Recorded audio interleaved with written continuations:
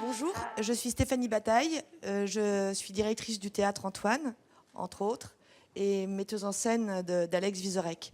Je vais vous raconter un peu mon parcours en espérant de vous donner envie.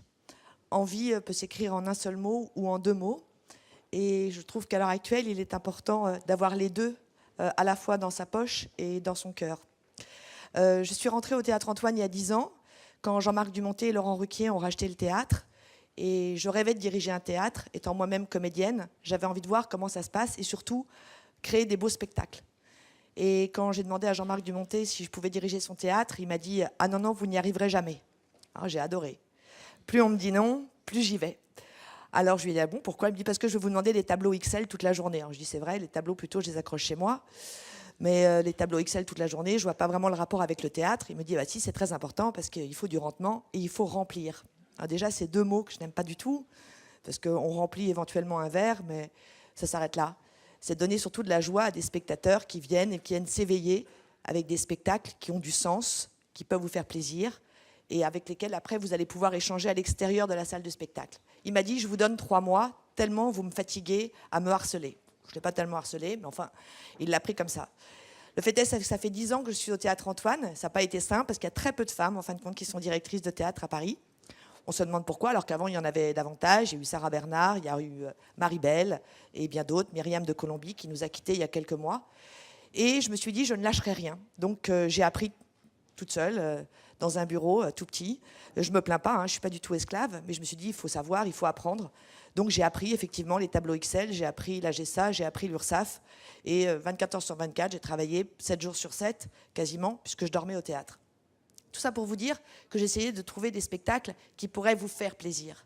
Pas des spectacles uniquement de divertissement, même si je n'ai rien contre le divertissement, bien au contraire. Et donc, je suis allée chercher Michel Faux. On a créé Fleur de Cactus. On nous a dit, oh, Fleur de Cactus, quand même, Barillet et Grédy, c'est un peu vieillot. Molière aussi, c'est peut-être aussi un peu vieillot, donc on va faire Barillet et Grédy. Donc on a monté avec Michel Faux Fleur de Cactus. On a demandé à Catherine Fro, qui nous a dit oui tout de suite, et ça a été un formidable succès. Alors pas uniquement financier, mais surtout ça vous a fait extrêmement plaisir. Et la joie de vous entendre rire, de vous gondoler ou de vous plier en deux sur un fauteuil, je vous assure que de vous voir quand je rentre dans la salle, tout à fait discrètement, et vous voir vous balancer comme ça, c'est absolument extraordinaire. Ensuite, il y a eu une autre expérience géniale, c'est qu'il y a un spectacle qui s'est arrêté plus tôt que prévu, et Jean-Marc Dumontet m'a dit, dépêchez-vous, il faut vraiment retrouver un spectacle très rapidement, sinon on loue la salle. Ça, j'adore prêter, mais pourquoi louer la salle? Un spectacle que je ne connais pas, un spectacle déjà monté. Ah non, non, il faut que je trouve quelque chose. Il m'a dit, vous avez 24 heures. Ouais. Et je ne sais pas pourquoi, j'ai appelé Édouard Baird, et je lui ai dit, Édouard, il faut que tu me sauves. Il m'a dit, dans quel domaine? Je dis, pas mal de domaines, mais un, là, tout particulièrement, c'est qu'il faudrait que tu sois sur la scène du Théâtre Antoine dans un mois. Il me dit, non, mais tu rigoles, j'ai rien, là, moi. J'ai rien du tout. Je suis en train de préparer mon film, j'ai rien. Je dis, écoute, j'arrive. Il me dit, oui, si tu veux, tu peux arriver, mais enfin, il ne se passera rien. Moi, je dis, non, peut-être qu'il ne se passera rien, mais il se passera peut-être quelque chose.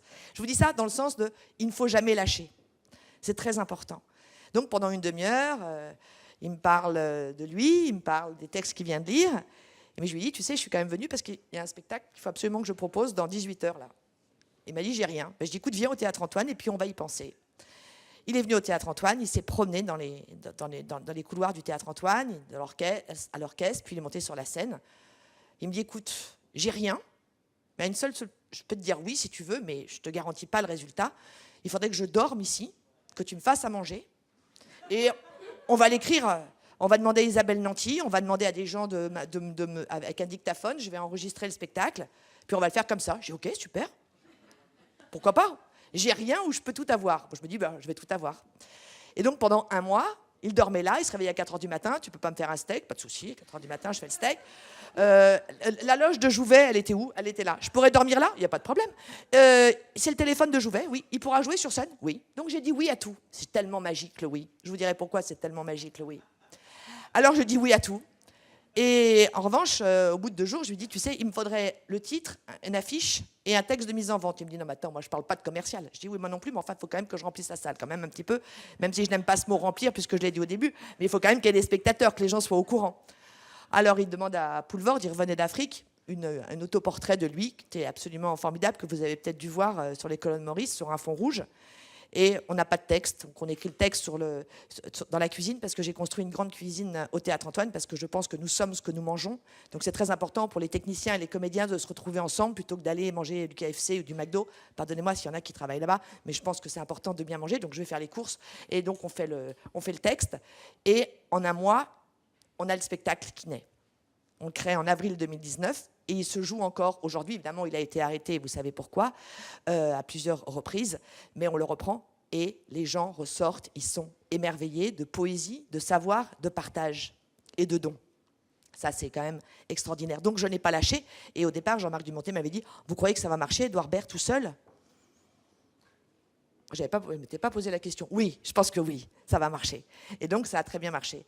Un autre spectacle aussi, qui était un peu compliqué à monter, mais avec une volonté absolument incroyable, c'était la volonté de Christiana Reali, qui, il y a un an, dit « J'aimerais jouer Simone Veil. » Oui, oui, oui, pourquoi pas, oui. Et elle a le texte de Simone Veil, qui s'appelle « Une vie ». Et c'est vrai que tous les soirs, quand elle monte sur scène et qu'elle incarne Simone Veil, elle est Simone Veil. C'est pour vous dire qu'au théâtre, tout est possible. Sur ce carré magique, tout est possible. C'est donner cette possibilité de dire oui, cette possibilité de pouvoir s'exprimer et de faire de la beauté. Je pense que c'est la beauté qui sauvera le monde, le don, l'envie, bien sûr, et le dépassement de soi. Surtout dans cette période où aujourd'hui, on nous interdit les choses et où il faut essayer de les dépasser, sans être complètement désobéissant surtout, mais avoir évidemment un respect des autres et avant tout de soi-même, mais de pouvoir se dépasser. Voilà, donc je reprends cette citation de Camus que j'aime beaucoup, « Créer, c'est vivre de foi ». Alors je vous dis, créez, créons, et merci beaucoup.